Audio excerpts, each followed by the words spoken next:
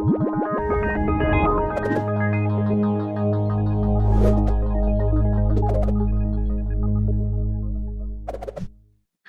my name is Megan, and I'm a teacher here at Treehouse. My pronouns are she, her, hers. In this course, I will refresh your knowledge of some necessary math skills that you will need to be a data analyst. A little stressed already? Don't worry.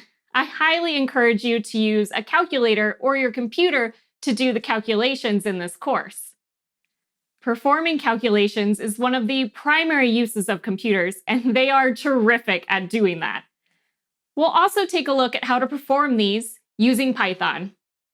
We're going to look at how to calculate the minimum, maximum, median, mean, and mode of data sets.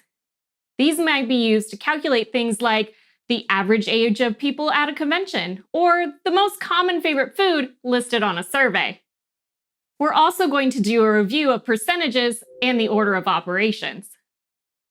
In this course, we'll do the calculations manually first, and then using Python to produce the same results. Let's dive in.